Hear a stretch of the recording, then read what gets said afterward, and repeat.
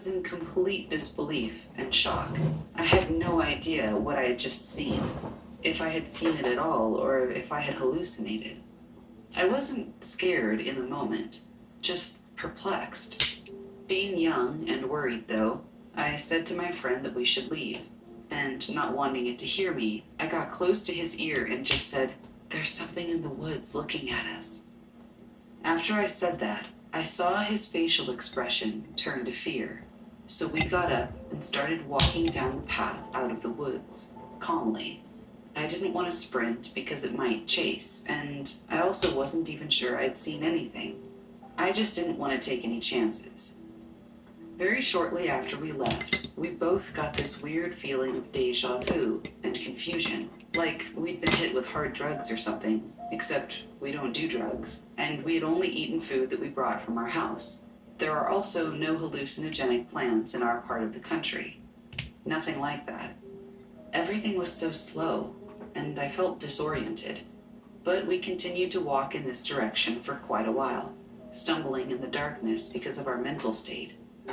I realized that we should have been out of the forest by now. I knew that this was the way out, 110%, because I'd been going in and out of this place for years, even in the dark. Yet I didn't recognize all the trees around us, just the path. It was like our surroundings were changing. My friend randomly yells, "Yeah, I'm coming," as I'm looking in the opposite direction from him. I turned around, very confused, and asked him why he said that.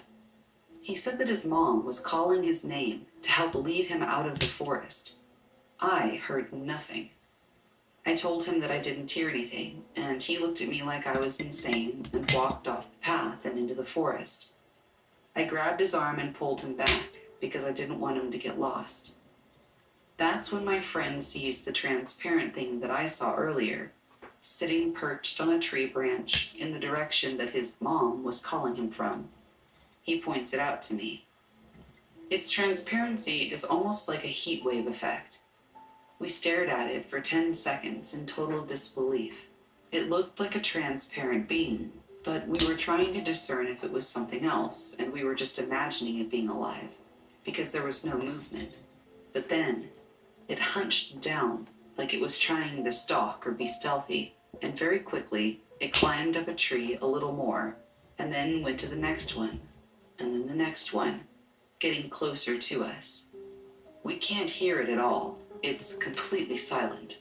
And its silence was exacerbated by the fact that all the other creatures had also gone completely silent. And it was only in that moment that I had really started to realize that. Not a single bug or animal had made a sound since we started leaving camp. This is when our curiosity turned into fear, and once again, we began to see it move. Once it got above us, though, the only thing we could hear was the crunching of the branch as its weight was put down on it. Every little sound that was made was so distinct because it was so quiet and remote. We couldn't see anything because the tops of the trees are so dark. We actually started running, terrified, not worrying about being calm anymore.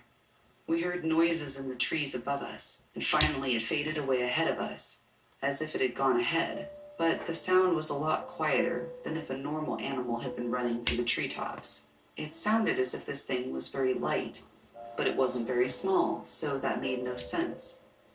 We still kept running forward, despite it sounding like it had gone ahead, and we ended up back at the place that we started. Many, many minutes of walking, and we were back at this place after running for like 20 seconds. It was impossible. But instead of staying on the ground, we climbed to the top of the tree house with our items as quickly as possible and closed the door, wedging a small piece of plywood on it to keep it shut.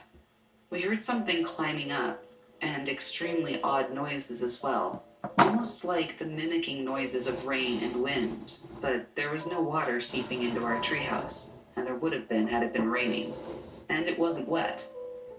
This persisted for about a minute, and then we didn't hear from it again. I'm pretty sure at that point it had left, but we spent the rest of the night there until the sun came up anyway, just in case. When he checked his iPod Touch for the first time, right after we closed the door, it was 5 a.m.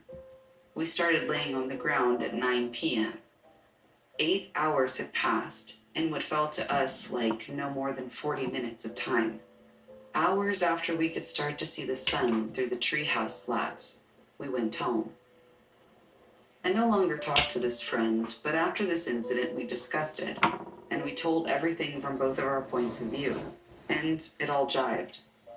We randomly brought it up to each other every few months and relived it, making sure that we were still on the same page about what happened and that we both remembered.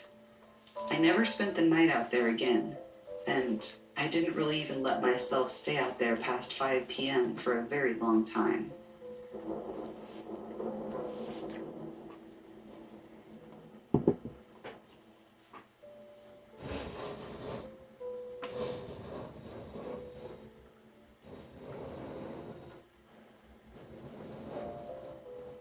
It was somewhere in the middle of the White Mountains in the summer when I walked into what looked like a scene from a horror movie. A person with zero hiking, camping,